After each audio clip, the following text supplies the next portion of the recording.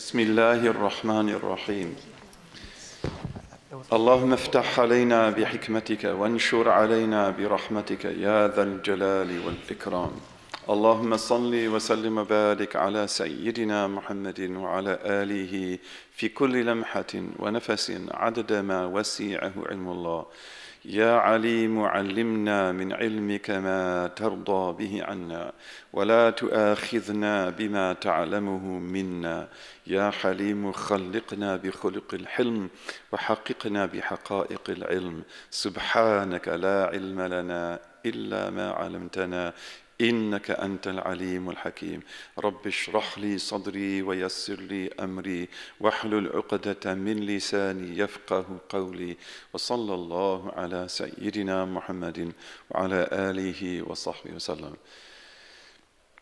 Coming back to the negative attributes and to the oneness of God, which is the last and many would say the greatest of the negative attributes, we spoke yesterday about cause and effect.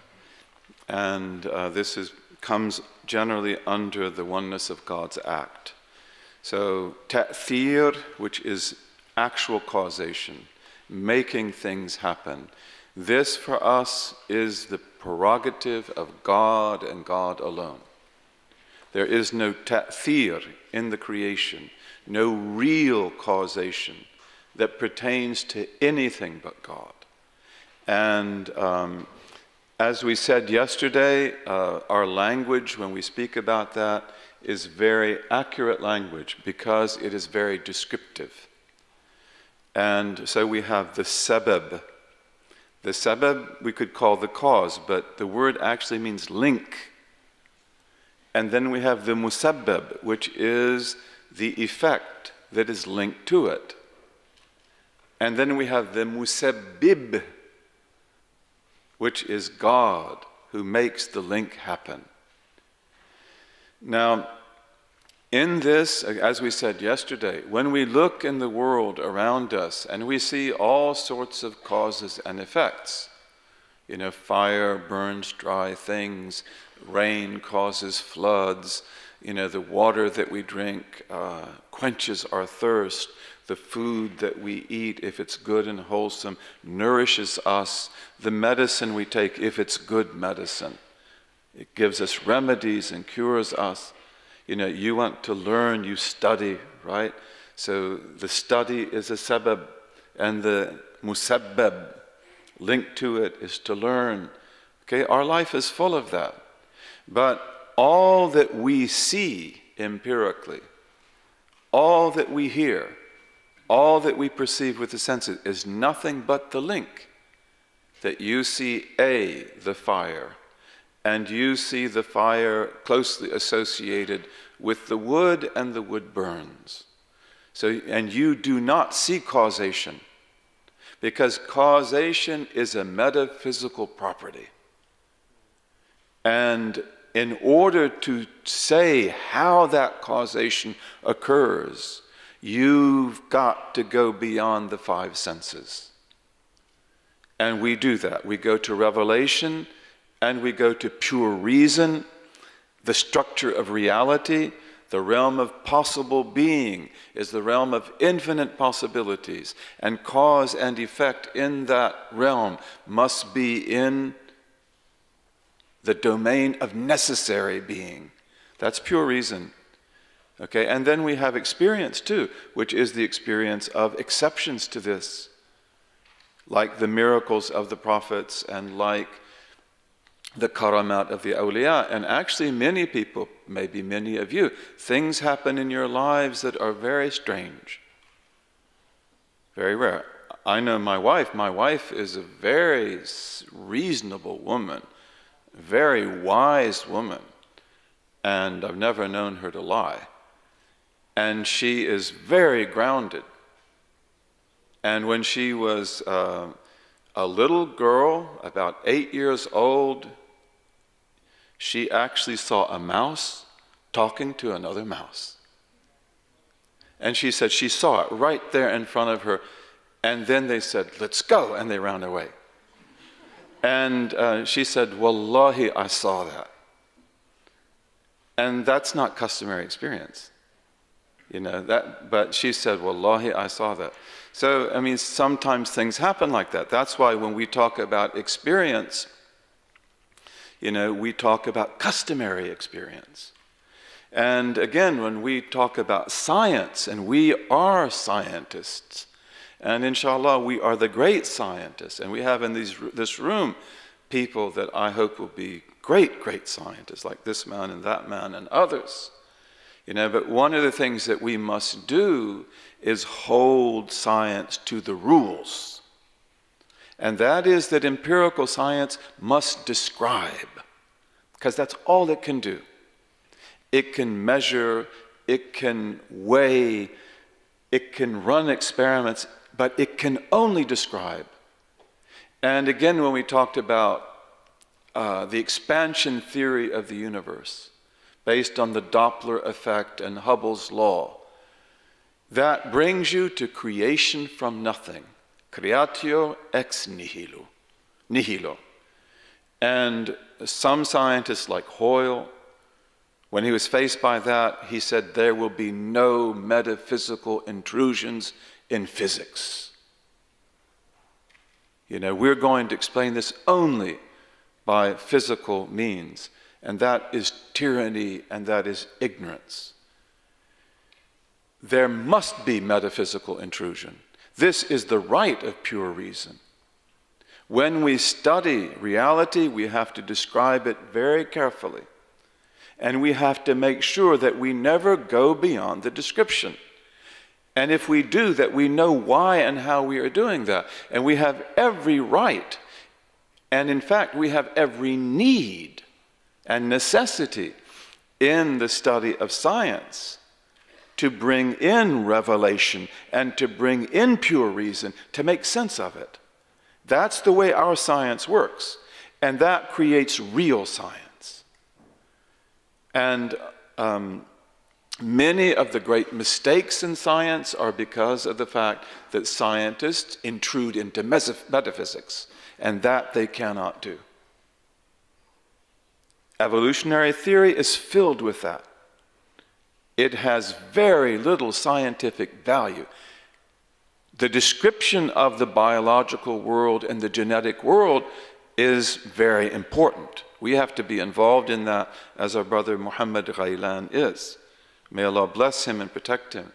And again, we have to discuss this at a really high level, as he is very capable of doing, and as he does. But science has no right to get into metaphysics. It can't do that. It doesn't have wings to fly. But pure reason has every right and necessity to get into science. And then to come up with theories and propositions that can make it expand and that are tested out and verified and so forth. This is very important. And when we talk about laws in science, and these kind of things are discussed thoroughly by philosophers of science in the West. They're very honest about these things.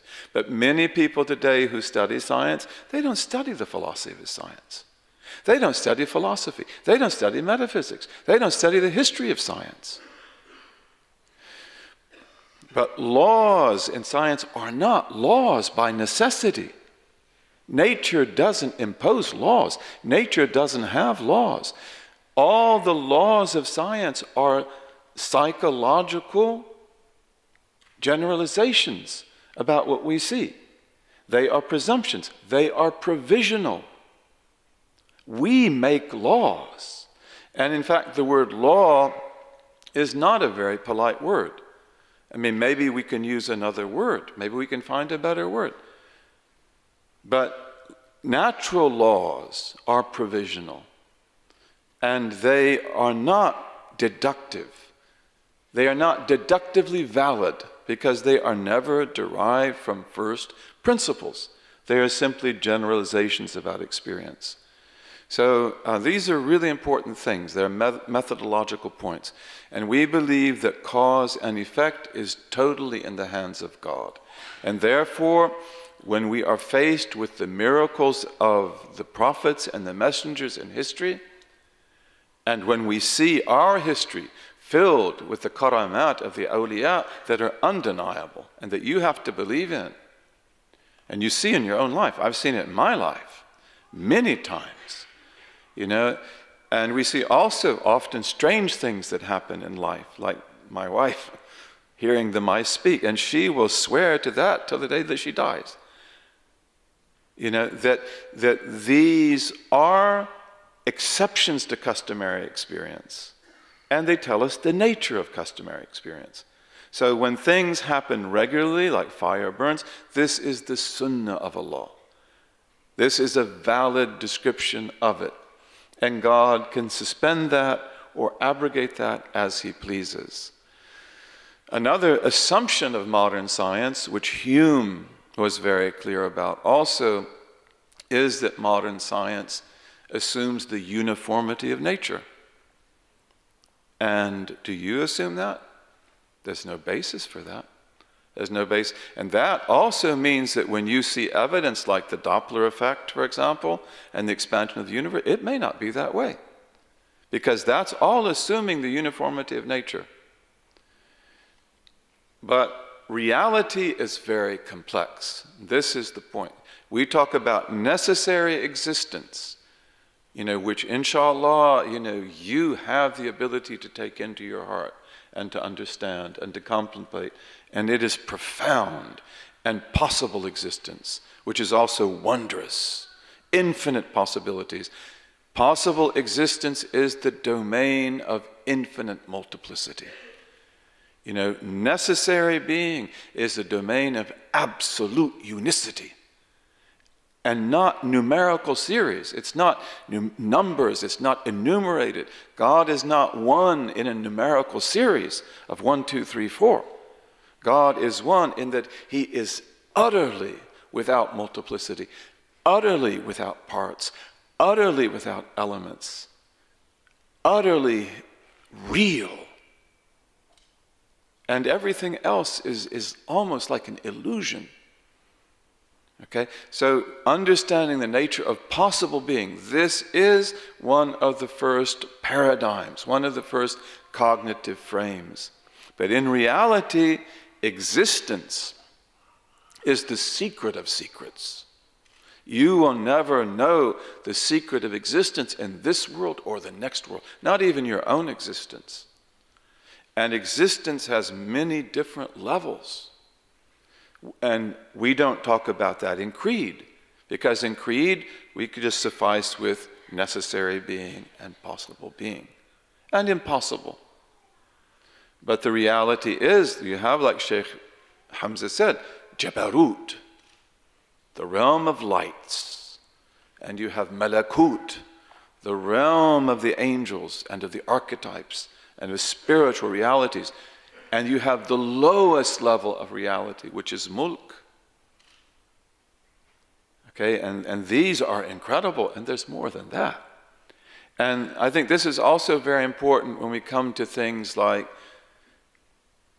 human action, which we want to talk about now, because as our theologians have said, the human action, lahu jihatun kathira. It has many dimensions. It is extremely complex. It is very nuanced. And it is the secret of the secret. It's the ostrich egg, which is buried in the desert. Al-baydul maknoon. Al-baydul maknoon. Ostrich eggs are beautiful. You've seen them, haven't you? They're big and they're beautiful. And for the pre-Islamic Arabs and for many people, ostrich eggs were very valuable. And one of these Indian mosques that are on the coast of Kerala, which are really among the most beautiful mosques I've ever seen, incredible mosques. The mihrabs there have ostrich eggs, which and the what do we call it? Where the imam gives his khutbah. What do we call that? The steps that go up. The mimbar. Yeah, mimbar. What did I say? I say mihrab. The mimbar, it has ostrich eggs, which shows you what? That these are sea traders. They're coming to India from Arabia, And they're coming to Arabia from East Africa. And they're bringing ostrich eggs. But the ostrich egg is buried away in the desert, so the ostrich knows where it is and you don't know, because it's very valuable. But the human act is like that. It is precious. It is really precious. So when it comes to human action, we believe that human beings are free. And we believe that God knows everything. And that God knows exactly who you are. What is your identity? Everything you will do, every thought you will think, every garment you will wear, every pair of shoes that you'll choose to wear, every book that you will open to read, all of this is known. And all of this is willed. And all of this is created by divine power. And yet, you are free. And we call that the doctrine of acquisition. The doctrine of acquisition, which is really important in our theology. It's one of the most important things. And is the doctrine of kasb and iktisab, using the Quranic terms of kasb and iktisab, acquisition. So you are an actor. You are a fa'il. And you are a real actor, not a metaphorical actor. But God is the fa'al. He is the perfect actor, the pure actor from infinity. And these two actions come together in every acquired act. As for things that are not acquired, like the beating of your heart, the blink of your eyes, the working of the cells of your body, that's just Allah. That's the fi'l of Allah. Idtirari. He keeps your heart beating. He keeps your cells working. He keeps the fluids of your body flowing. Okay, but your decision to sit there or to sit here, to come here, to put on what you put on, to fast today or not to fast, that's your decision. And you acquired it, and God created it. And God put it there before you. And He knew before the creation of the heavens and the earth that you would be sitting there, you would be sitting here, you would be sitting here. And He knew that you would be wearing that. And He knew that, that the clothes that you wear would be made by such and such a designer or such and such a company. All of that totally known to God. And He willed it to be. And He created it there before you, and you pick the fruit, and you take it, and you eat it. You acquired it. He creates at the instance of your will. Inda iradatik. He creates at the instance of your will, but not by your will. He doesn't create bi iradatik. He creates at the instance of your will. And you have this perfect synergy between you and your Lord, which is not always perfect, but it usually is. I want to raise my hand, there I did it. What an amazing thing. You want to stand on your tiptoes? That's a miracle of the nervous system. You should do that. Stand on your tiptoes and then tell your body, this is miraculous, because it is. You need to listen to your nervous system. Your nervous system will talk to you. It'll tell you, don't eat the sugar, it hurts me. But then if you don't listen, you abuse your body. When we overeat, we are abusing our bodies. Usually because we're not happy with ourselves. We have to listen to our bodies. When we listen to our bodies, then we listen to our brothers. We listen to our sisters. If you feel pain, you can feel joy. If you don't feel pain, you can't feel joy either. Okay? But the human action is a miracle.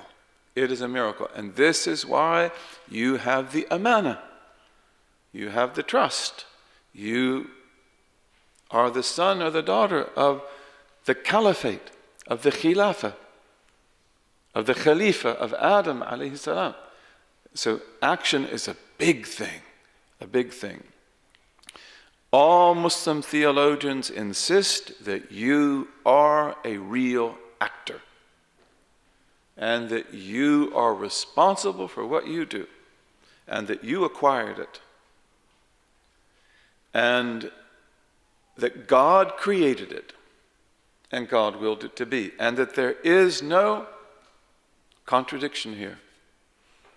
Although this is a secret, we don't call it a mystery, we call it a secret. It is sirrul qadr.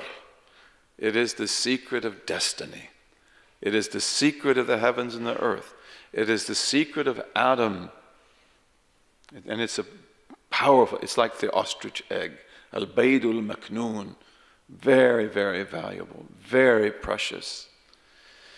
Those in Islam who held that human beings created their actions, they were called the Qadariyya.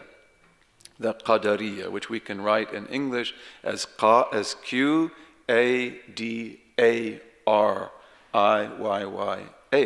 Qadariyya, from Qadar.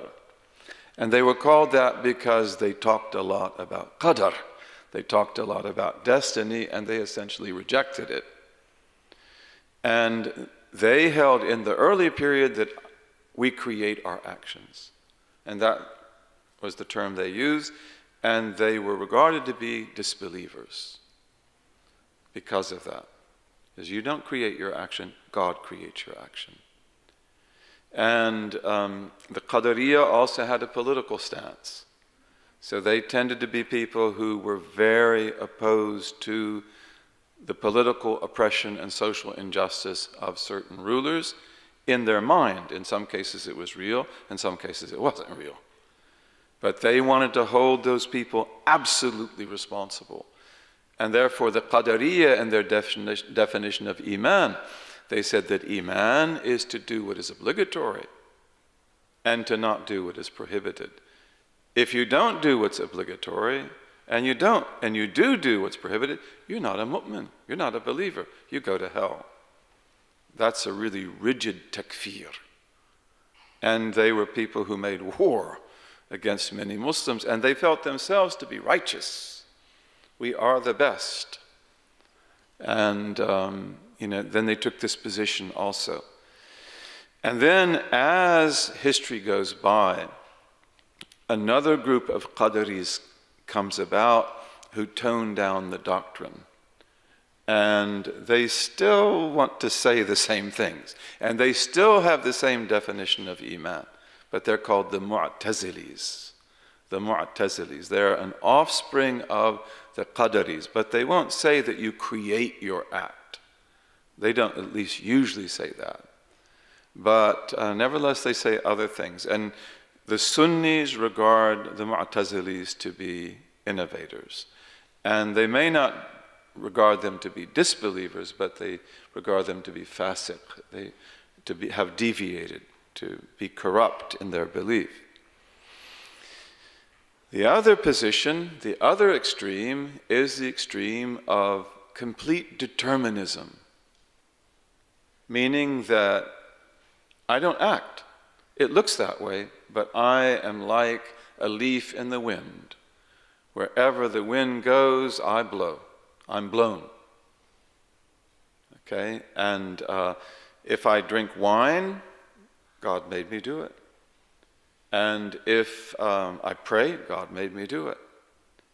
And all my acts are just metaphorical. We say I act, it looks that way, but it's not true. And this also had a political background. Imam al-Maturidi talks about that. And its political background was to justify the oppression of the oppressors. Say, well, they couldn't help it. This was decreed. And that position was regarded to be kufr also. Especially because it denies the Sharia. The Sharia is real. And the Sharia says you're responsible. It says you're guilty if you're guilty. And God pardons. And our position is the position in the middle. Imam Ali, may Allah be pleased with him, he said, Al-amru bayn al-bayn, la jabra wa la tafweed, wa la ikraha wa la tasleet. These are the words of the Salaf. Beautiful words. Imam Abu Hanifa is like that too. When he speaks in al-fiqh al-akbar, subhanallah, you couldn't say it better. But he said, Al-amru, speaking about free will, bayn al-bayn. It's between the two extremes. La jabra wa la tafweed. There is no compulsion. There is no, let's use another word, coercion. Or there is no absolute determinism. Jabr. No jabr. God didn't make me do it. I did it. I acquired the act. It's my act.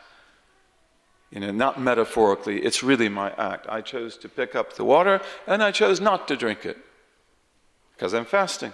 So I put it back down. I did that, right? And he can choose to drink it because he's, mashallah, he's not fasting. Alhamdulillah. And he will make that choice. Okay? So he said, La jabra wa la tafweed. And there is no consignment. In other words, Allah didn't consign actions to us. Like you do whatever you want. It's almost like creating your act. Wala ikraha, and there is no compulsion. In other words, I didn't want to drink the wine, but I had to drink it. No, it's not like that. You chose to do that. There's no compulsion. You're guilty. You should be whipped. Okay? Wala taslit, and there is no overlordship, or there's no empowerment. God doesn't make you a lord. He doesn't give you sultan so that you can create whatever you want. This is a beautiful statement. And then Imam al-Hasan, our Imam, all the Imams of Ahlul Bayt are our Imams, our flesh and blood. The line of al-Hasan, the lines of al-Hussein, all of them. But Imam al-Hasan, he said, وَالْبَوْنَ الَّذِي بَيْنَ الْبَيْنَيْنِ كَمِثْلِ مَا بَيْنَ السَّمَاوَاتِ وَالْأَرْضِ. He said the distance, the gap that is between the two extremes is like the distance between heavens and earth. Heavens and earth. In other words, it's a huge difference. It's not like we were almost Qadris or almost Jabris. No, they're at two extremes and we are in the center. So this is really important. We acquire our actions and we have the power to do that. You have the unique attributes that no one in creation shares absolutely with you. All the names of God are manifest in you. The plant, the trees, the wheat, the grass, the cherry tree, all the plants, the name that is manifest in them is Ar-Razzaq, giver of provision. And there's also Al-Mateen, Al-Hakim, so many other names. But this tree gives you wood. This tree gives you shelter. This tree breaks the wind. This tree gives us cherries. This tree gives us apples. This wheat gives us grain. And everything in these plants is a type of nourishment. And their leaves fall to the ground and they nourish the soil. Trees are amazing. وَالشَّجَرُ وَالنَّجْمُ وَالشَّجَرُ يَسْجُدَانِ. And the najm is the plant that grows on the surface of the ground, like grass, that doesn't have a stalk. And it usually dies and it appears in the spring or after rain. So it's called najm, because the najm is what appears after not being there. The star is also called a najm because you don't see it now, but at night you'll see it. The najm is like the grass, the meadow, the field. And the shajar is any plant that has a stalk in Arabic. So wheat is a tree. Oats are trees. Every plant in Arabic that has a stalk is a tree, not just the stalk, the trunk of a cherry tree or an oak tree. وَالنَّجْمُ وَالشَّجَرُ يَسْجُدَانِ. And the herbs, the grasses, and the trees, they all prostrate themselves to their Lord. They are great worshipers in constant prostration. So, you though, soil, dirt, the name that stands out is Mumit, giver of death. How much soil do you see in the Sahara Desert? How much soil do you see in the desert? But without water, it's like a sign of death. And water carries on it the stamp of Al-Muhyi, the giver of life. And you carry on you the stamp of Al-Jami', God who joins all the names together. That's you, the son or the daughter of Adam. You know, you're amazing. And you have the power to act because of the names. This is the secret that is in you. And the closer that you get to your Lord, the more amazing you act. You know, God sets us free when we become His slaves. You become Atiqur Rahman, right? He sets you free because, like, I belong to you. I give myself to you. Do with me whatever you want. Ask of me whatever you want. I will give it, bi'ithnillahi ta'ala. I love you and no one else. I am for you and no one else. And then He loves you. I become the eye with which He sees, the ear with which He hears, the foot with which He walks, the hand with which He grasps, the heart with which He thinks, the tongue with which He speaks. This is all about the synergy of actions. And now he or she acts perfectly and freedom. This is an incredible thing. And if he asks me, I will give him. You know, this is a credible thing. So this is why it's important to keep the balance and to understand that there is no contradiction here. But we're talking about very complex aspects of reality that dovetail together in ways that are precious and that you can understand, but you've got to follow the map. And the map is the creed.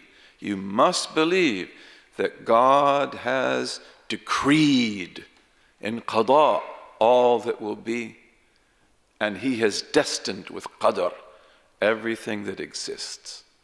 And yet you are free. And He made some white and He made some black. Okay, as we said before, the Prophet said that. I didn't say it. The Prophet has to say that, and there's no injustice there. This is identity. And the nature of those identities that God knows relates to the other world and to this world. We have to accept that. That's also sirrul qadr. And it's not something that can be explained, but it's a big truth.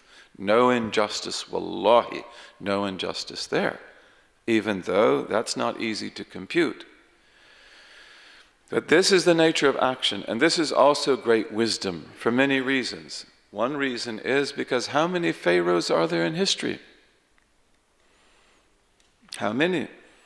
But like if we take humanity, how many pharaohs are there among the people out there? Many. But Pharaoh is the only one who is given the circumstances that he can do the things that he does. How many Nimrods are there? You know, how many Abu Jahals are there? You know, how many Samiris are there? Samiri, as you know, is the opponent of Moses. What was his name? Samiri. What was his name? Moses. His name was Musa. He's the one that screamed out to Moses, you know, I'm being attacked, help me. And Musa came to help him, and when he hit the man, Musa, all prophets are extremely powerful. He killed him. He didn't mean to do that. But, you know, one punch from a prophet and you're out, right? And, you know, so the man died. And then the next day, the man is fighting again in the streets. And then Moses sees him, and then he begins to tell him, what kind of a person are you? He's a fittan. He's always creating fitna, you know. And then he said, oh, so you want to now kill me as you did to the man yesterday? And this is the Samiri. How many Samiris are there in history? The Samiri was also illegitimate. He wasn't really, he has the name Musa, but he's actually illegitimate child. And we have to be really careful when we talk about things like that, because we live in an age where sexuality has become just a nightmare, right?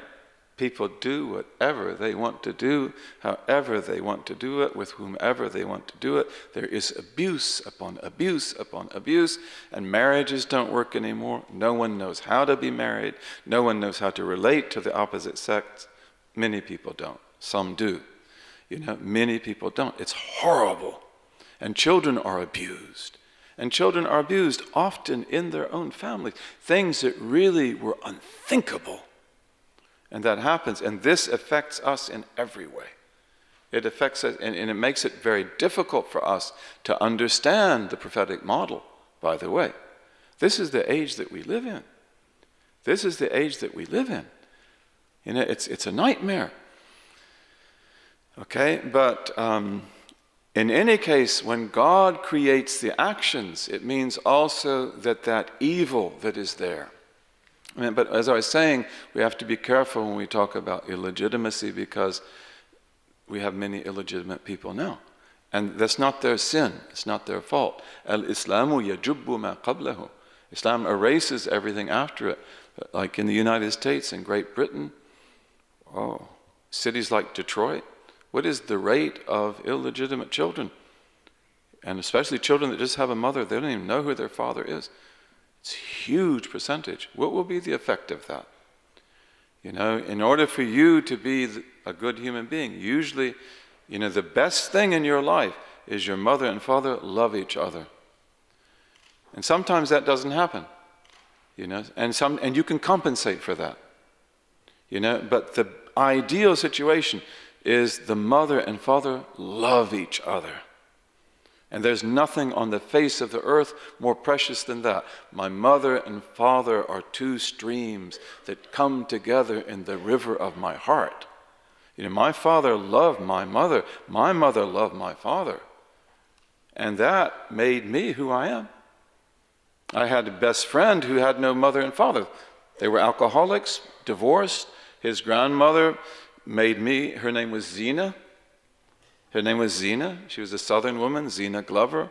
And she made me come to her house at least twice a week to be with her sons, because she felt this is a good friendship. But they had to struggle. And she tries to compensate in every way. Okay, but this is why in our married lives, you've got to know how to cultivate that love. And you've got to do that.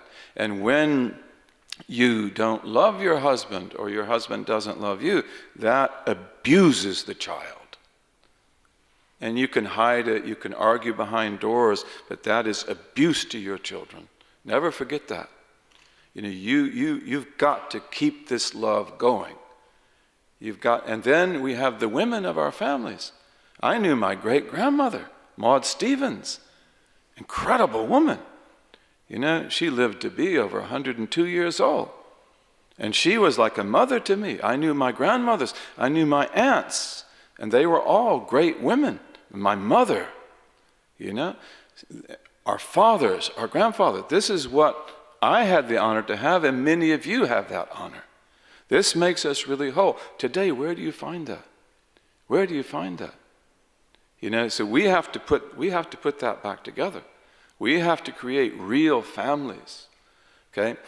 But in the creation of actions, because Allah creates the actions and human beings acquire them, you have many people that are extremely good. If they could create their actions, it would all be over. Everything would be good. Everything would be rosy. If every woman were like, if every woman that were like Rabia al-Adawiyya could do everything she wanted to do, all of our problems would be solved. But we are here to be tested. So this is why also we are allowed to acquire actions. And God creates at the instance of our will, but not always. And again, this is often to show you, just like Imam al-Ghazali. Imam al-Ghazali is one of the greatest scholars that ever lived. He's certainly one of the greatest scholars of Islam. He was a beautiful man. He was a great man. He had a brother named Ahmad who was a complete Sufi, a sheikh. Imam al-Ghazali can speak, he can debate, he is humorous. He's got everything, and then all of a sudden he goes to his classes at the university, the Nizamiya, and he can't talk. He can't even hardly say Basmala. Nothing comes out. No speech. No speech. What's wrong with me? This is Allah. You're not allowed to acquire. I didn't create this act for you. I took it away. And then his brother Ahmed tells him, you need to go away. You need to leave this job. You need to save your heart. And so he leaves his family in the best of conditions. They were wealthy people. His family's all taken care of. His brother is there. His extended family is there. And he goes off to Jerusalem, which was under the Crusaders. This is about 30 years before Shaykh Abdul Qadir al-Jilani. Shaykh Abdul Qadir al-Jilani will purify the place and liberate the place. Shaykh Imam al-Ghazali is just there with the Crusaders. And he goes to Mecca and Medina. He keeps the best company. And then Allah transforms him and makes him the jewel in the crown of Islamic scholarship. That's really important. So this is what we believe. This is our doctrine. And this is really important doctrine. And also for this reason, for you, one of the most important things is how do you acquire your act? That's what you've got to be about. You've got to acquire it with courtesy. You have to acquire it with thanksgiving. You have to acquire it, in the best possible way. Take it from your Lord. And again, Ya ayyuhal abdul da'if al-muthnib, I am weak. I am a servant of God, but I am weak and I am wrongful. And so therefore, everything you give me, Allah, it's from you. It's not from me. And if it's beautiful, I just thank you, because I don't have the power to do that. Not at all. If you want to erase it, it's gone. And I know that from experience. I know that, as many of you know that from experience as well. Have no power over anything. So he gives you that, and you look at the wonder of what he created in you. And you marvel at that, and you thank him, and you love him, and you turn to him. And the more perfectly you acquire your act, the more amazing it is. Because you have the attributes of lordship. We call them that. The attributes of lordship are the 7 attributes that we're going to study in a moment, bi'idhnillahi ta'ala. You have life, you have knowledge, you have will, you have power, you have hearing, you have seeing, you have speech. These are the attributes of lordship. In the case of God, these are necessary, uncreated, perfect attributes. In the case of you and me, they are created. They are temporal. They are rooted in non-existence. They are deficient. They're naqisa. But they are perfect asbab. They are perfect means or links, and they are perfect alat. They are perfect mechanisms to acquire action. In every action, the uncreated knowledge, uncreated will, uncreated power comes together in synergy with your created knowledge, your created will, your created power. And this is the human act. And it is a wondrous thing. And it is yours. And you will be rewarded for it or punished or forgiven. Okay, and this is the ostrich egg, al-baydul maknoon. This is the secret of the amana, of the trust of the heavens and the earth. And for this reason, the more perfectly that we acquire our acts as servants of God, may Allah make that possible. That like I know I am weak. I know that I am incapable. I know that I am dhalil. I'm insignificant. I know this about myself. And I know that I'm jahul. I'm ignorant. How much I don't know. And so whatever Allah does for me and for you, mashallah, I can't believe it. You've done this. You've given me this gift. I don't deserve this gift. You guided me to Islam. You could have put me in the fire. I had a car accident when I was 15 years old. or 16. It was a horrible car accident right in front of my grandfather's house. About 30 feet from my grandfather. I was drunk.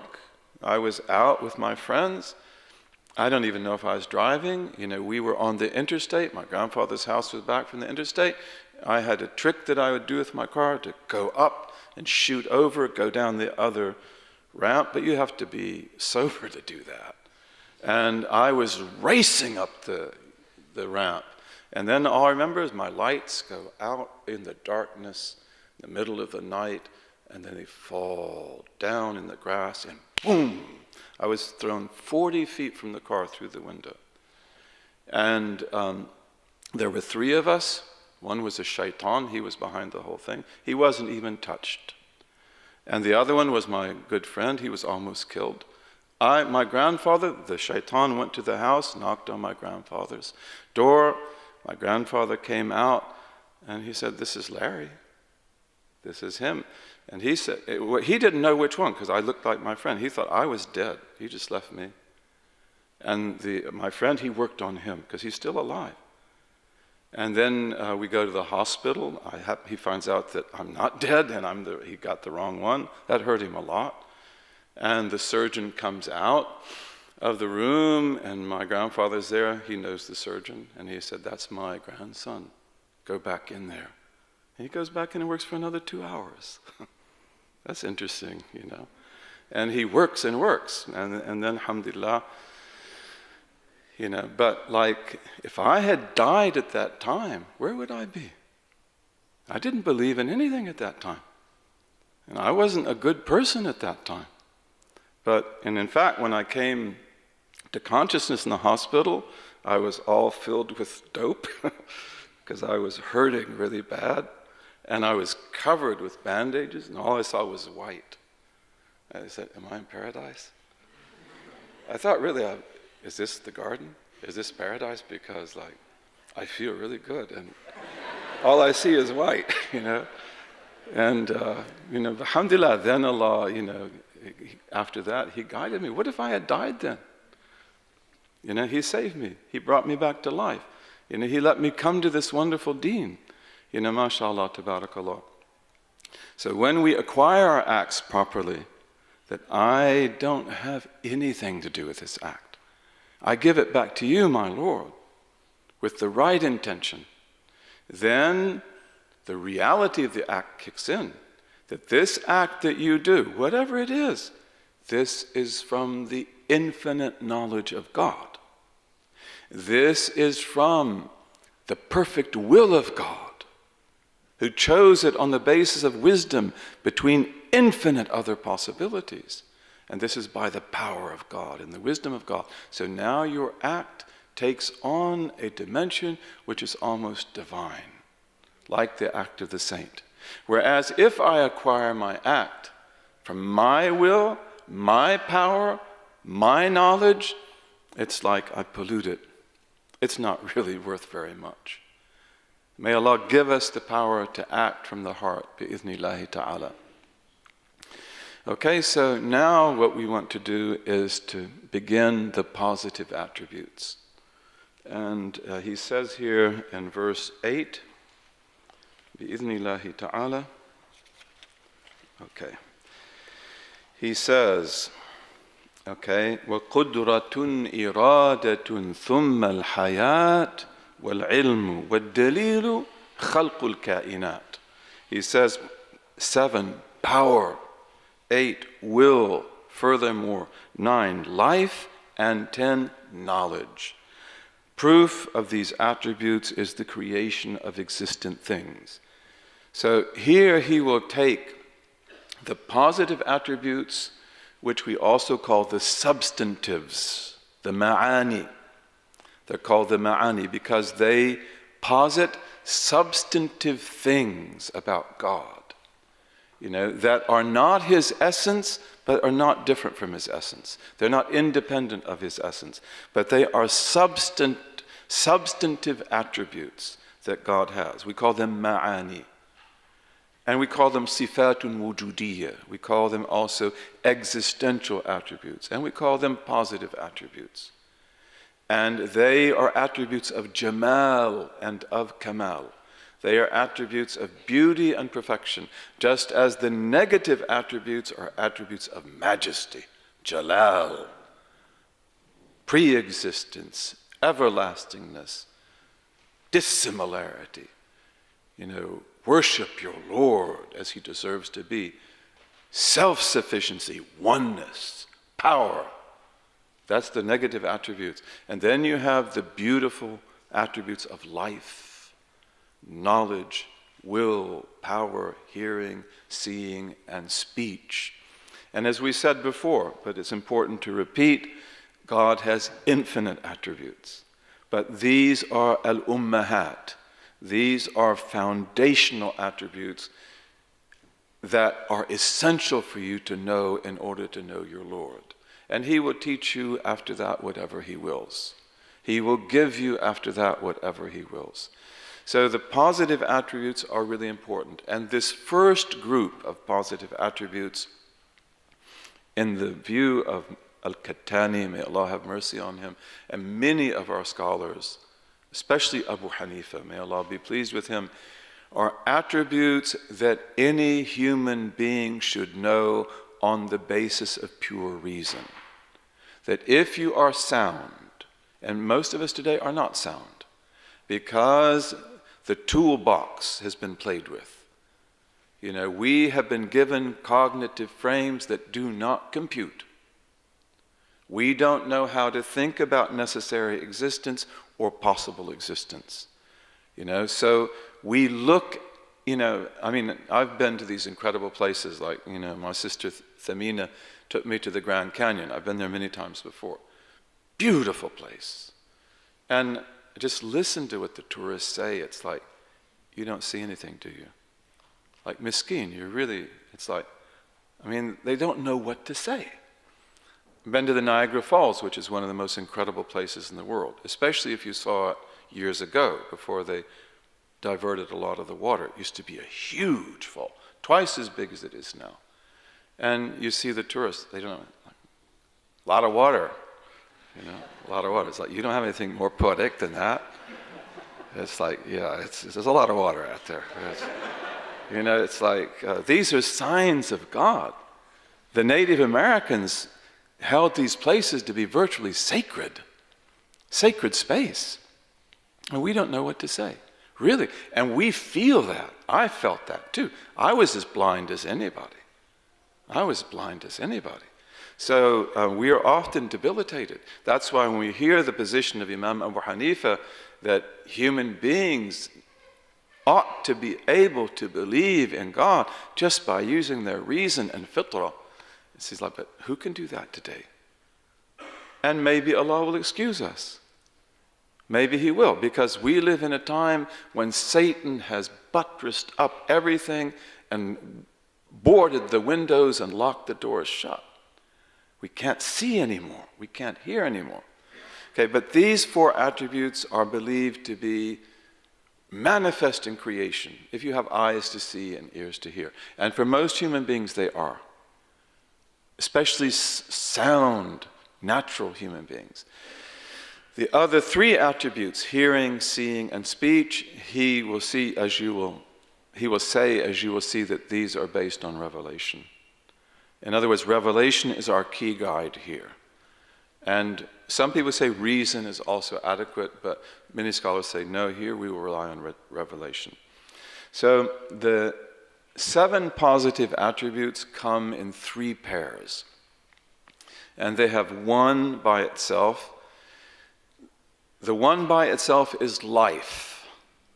Life is, in a way, the most fundamental of all of the positive attributes. And God's life is necessary life. It's not spirit life. It's not organic life. He is not a spirit. He is not a nature. He is not a power. He is not an energy. And his life is totally necessary life. Not like anything you or I know. It's not the life of a breath or of a spirit or of a beating heart. It is perfect life, necessary, and it is pre-existent. And it is everlasting. And it is dissimilar, not like anything you know or I know. And it is self-sufficient, not derived from anything. He's not born, he did not give birth, and he was not given birth. Not derivative in any way. And it is one. What does that mean? I don't know. But it means tatawahad.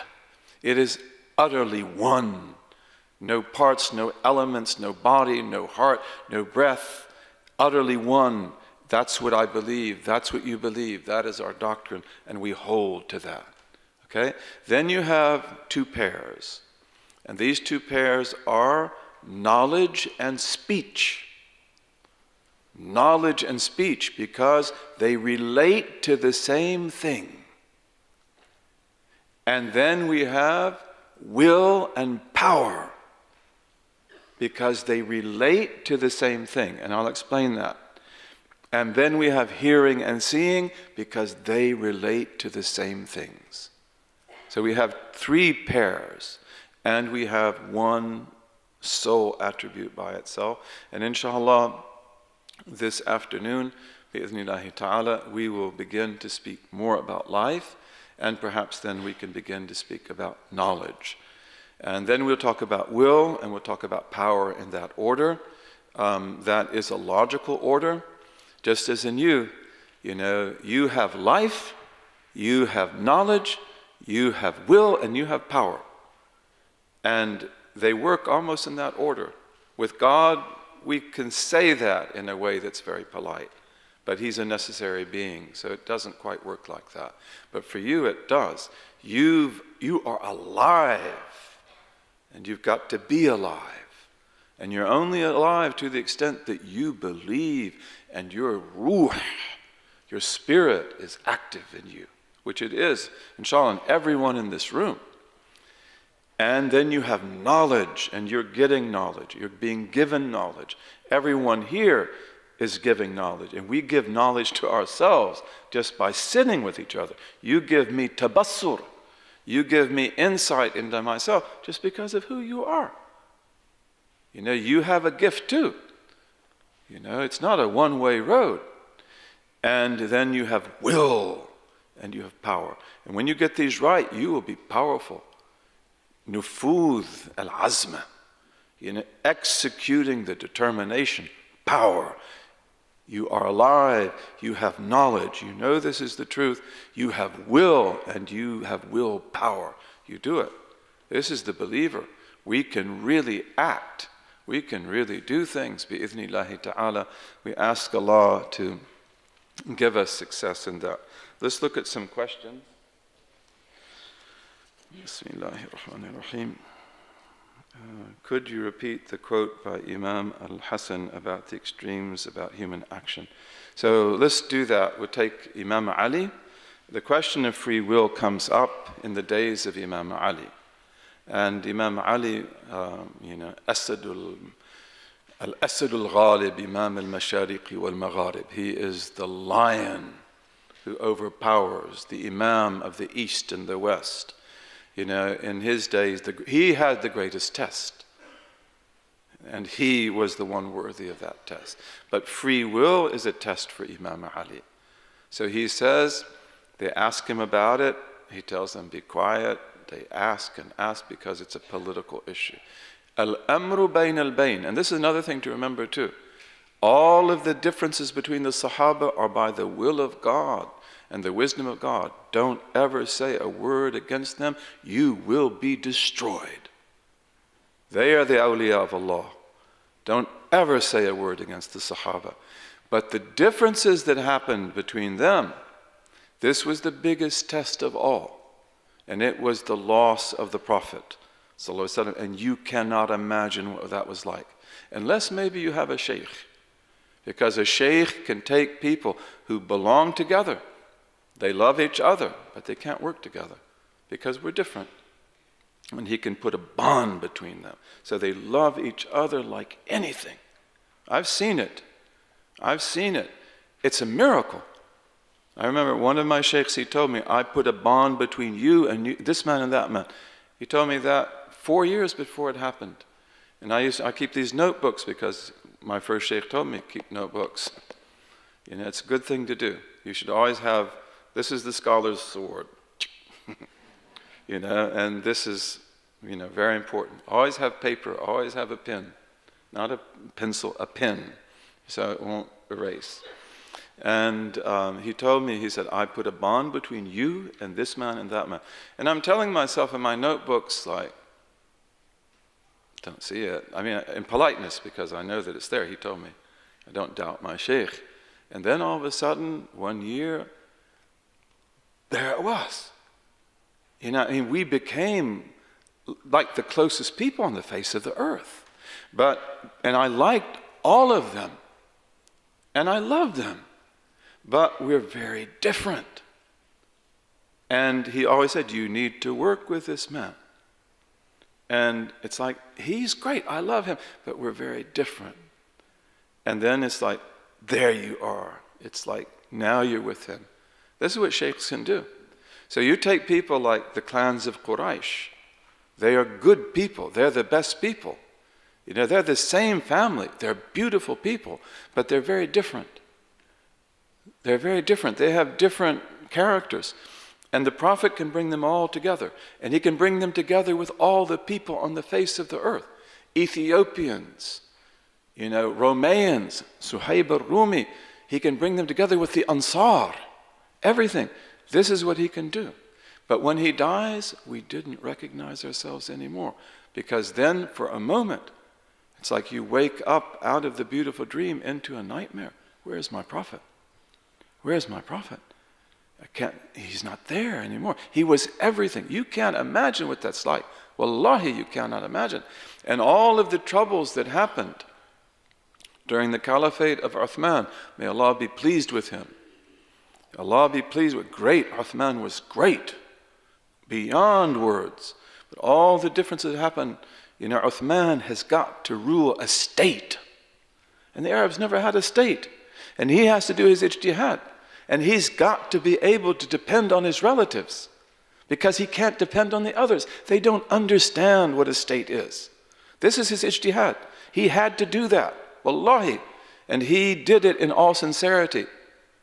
And there were also people who changed the writing of the letter. This is also the issue about, the sheikh who relies on the letter, because he wrote something very different than what was interpreted and dotted that came to Egypt. These are all things to be studied. But when the differences occur, this is smallpox. This is yellow fever.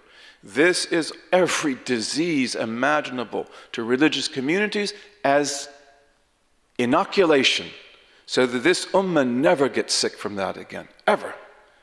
And so all these things that happened, they inoculate us so that no matter how much we differ, no matter how much we clash, that we will never change our aqeedah.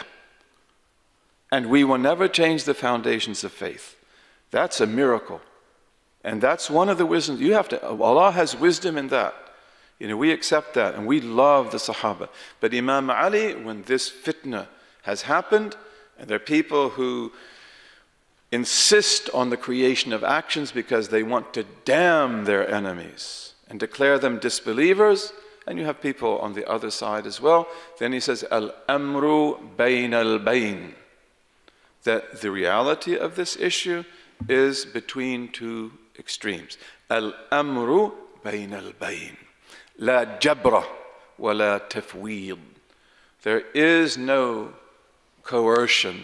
I'm not forced to do what is wrong.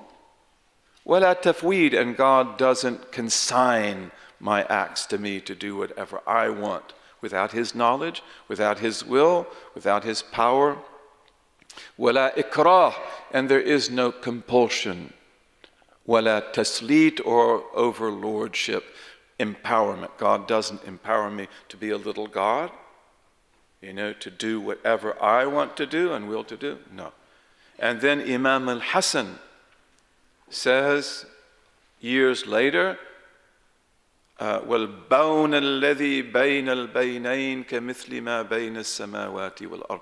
And the distance that is between the two poles is like the distance between the heavens and the earth.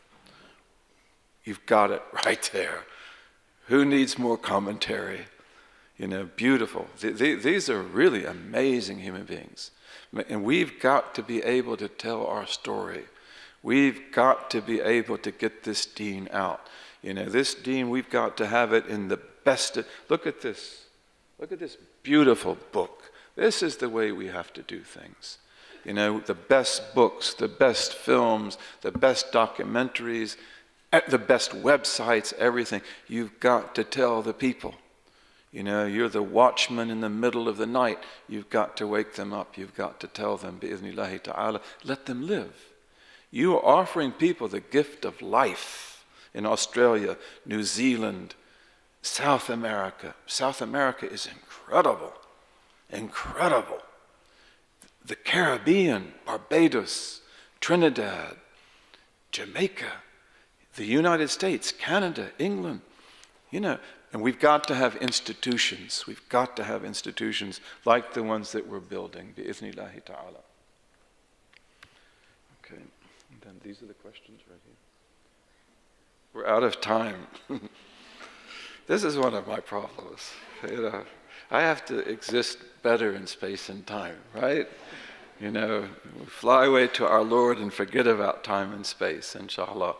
May Allah make every day of yours and every night Laylatul Qadr. Laylatul Qadr, bi'idhnillahi ta'ala. And may He give us the blessing of Nisfu Sha'ban, which is tonight, right? Is it? Tomorrow? Okay. Inshallah. And may He make this the most beautiful time of your life. May He make every day better than the day before. And all your problems solved, but be patient. Be patient, be strong, be wise. اللهم وفقنا لما تحبه وترضى وجعلنا من عبيدك السعداء وأمتنا على كلمة الهدى علمنا ما ينفعنا ووفقنا للعمل بما علمتنا به واجعل ما نحن فيه خالصا مخلصا لوجهك الكريم يا رب العالمين اللهم اجعل تجمعنا هذا تجمعا مرحوما وتفرقنا بعده تفرقا معصوما لا شقيا ولا محروما آمين آمين آمين يا رب العالمين والسلام عليكم